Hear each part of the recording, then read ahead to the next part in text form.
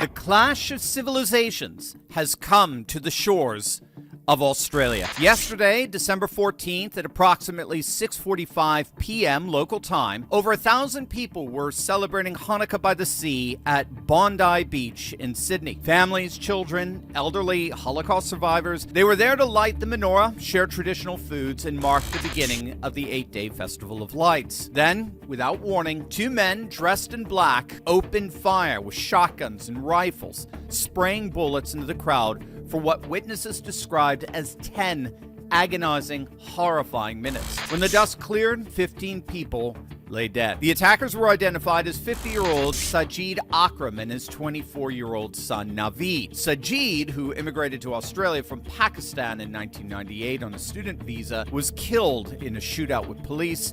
Naveed, Australian-born and unemployed, remains hospitalized in critical condition under close police guard. Both men had told their family they were going on a fishing trip to the south coast. Instead, they brought 6 legally owned firearms, improvised explosive devices, and ISIS flags to a Jewish holiday celebration. Counterterrorism officials believe the father and son pledged allegiance to the Islamic State before the attack. And here's the part that frankly should have everyone's blood boiling, but most particularly Australians. Australia's Domestic Intelligence Agency, ASIO, had investigated Naveed Akram 6 years ago in 2019 for his close ties to a Sydney-based ISIS cell. He was connected to convicted Islamic State terrorists, including a man serving 7 years for plotting an ISIS insurgency as the self-declared Australian commander. ASIO examined him for 6 months and concluded that he posed no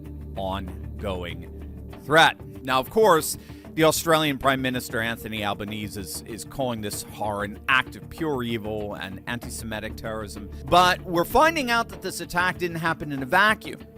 Australia has been experiencing an unprecedented surge in anti-Semitic violence. In 2024 alone, the Community Security Group recorded over 1,000 anti-Semitic incidents, a 26% increase from 2023, which itself saw an 88% spike in such attacks. That's a 316% increase as compared to pre-October 7th levels. In the year leading up to September 2024, Australia recorded over 1,600 anti-Jewish incidents, 3 times higher than any annual total before the Gaza war. A Melbourne synagogue was firebombed in December of 24, an attack later treated as terrorism. Jewish homes and cars have been vandalized with, quote, "Kill Israel" graffiti. A kosher delicatessen in Sydney was recently torched. And Australian intelligence has determined that Iran's Islamic Revolutionary Guard Corps orchestrated multiple anti-Semitic arson attacks against the Jewish community, leading Australia to expel Iran's ambassador and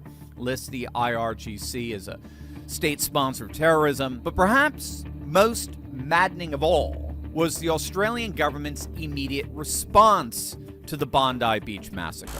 The Prime Minister, Albanese, almost immediately denounced, I kid you not, right-wing extremism in Australia. That's right, right-wing extreme, not Islamic extremism, not radicalization networks, and of course not the failure of their own intelligence agencies. No, of course not. No. Right-wing extremism.